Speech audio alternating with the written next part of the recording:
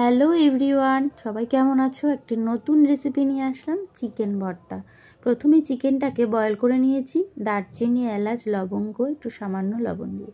লাগছে আমার দুটো মিডিয়াম সাইজের পেঁয়াজ, আদা, রসুন, কাঁচা লঙ্কা, একটা বড় টমেটোকে বেটে নিয়েছি, আদা রসুনটাকেও বেটে নিয়েছি, আর দুটো পেঁয়াজটাকেও আমি বেটে নিলাম।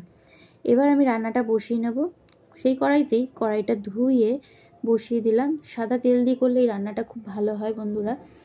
প্রথমে পেঁয়াজটাকে দিলাম, পেঁয়াজের কাঁচা গন্ধ ছাড়তে না ছাড়তে আদা রসুন বাটাটা দিয়ে দিলাম।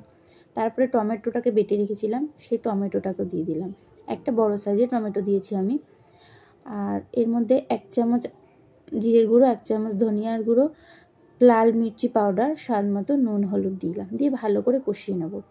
আর চিকেনের যে জলটা ছিল সেই জলটা কিন্তু আমি ফেলিনি, ওই জলটাই রান্নার কাজে লাগবে, স্টকটা সেটা দিয়ে কষিয়ে নিয়েছি। আর তার মধ্যেই কাজু আর চালমগজ, দই ভালো করে বেটে নিয়েছি। চিকেনগুলোকে দেখতেই পাচ্ছো কীরকম করে নিলাম, এরকমভাবে ছোট ছোট করে কেটে কেটে নিতে হবে। সেটা তুমি হাত দিয়েই করো বা চামচের দ্বারাই করো। স্টকটা দিয়ে ভালো করে গামাখা হয়ে গেছে, দেখো তেল ছাড়তে শুরু করে দিয়েছে। এর মধ্যে এবার আমি দিয়ে দেবো যে চালমগজ আর কাজু বাদামটা বেটে রেখেছিলাম, সেটা দিয়ে দেবো। দিয়ে এবার একটু করে হালকা হাতে নেড়ে চেড়ে এর মধ্যে দেবো একটু কাসুরি মেথি, গরম মশলার গুঁড়ি, আর 1 চামচ বাটার। তোমরা চাইলে এর মধ্যে ফ্রেশ ক্রিমও ব্যবহার করতে পারো, অথবা দুধ জাল দিয়ে যে শটটা হয় সেই শটটাকেও ফেটিয়ে দিতে পারো, দারুণ টেস্ট আসে।